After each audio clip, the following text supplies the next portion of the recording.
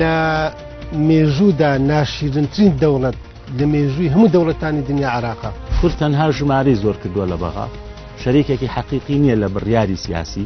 شەڕی فاشێتمان کرد، شەڕی دیکتاتۆریەتمان کرد، بەڵام کە دەچوونە سەر مێزی وت و بێژ هەموو ئەو قوربانیانەمان لە چوارچێوێکی بچووکدا سەر دەکردەوە.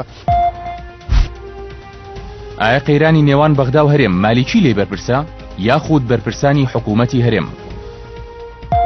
ساڵی پێرار لە 2012 کە لە سەروبەندی قسە و باز لە لێسەنەوەی متمانە لە نووری مالیکیا هەبوو بینیمان دوو حیزبە دەسەڵاتدارەکەی کوردستان دوو موقفی جیاوازیان هەیە. احتیاتی خۆیان بۆ ئەم ڕۆژە دەخستووە. ئەوەتانێ سەرۆکی هەرێم لە کاتی کۆبوونەوەی لەگەڵ حیزبە کوردستانیەکان وتوویەتی بەهۆی سیاسەتی هەڵەی یەکێتی و پارتی لە ڕابردوودا پاش 22 ساڵ حکومڕانی ناتوانن بەرگەی 2 مانگ لە دواکەوتنی موچە بگرن.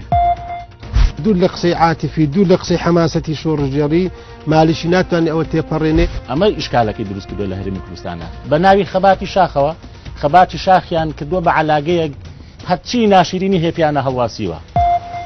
تۆڵەکردنەوەی مالیشی تۆڵەیەکی فاشیانە و دیکتاتۆریانەیە لە خەڵک وە درێژە پێدانی سیاسەتی جینۆسایدە.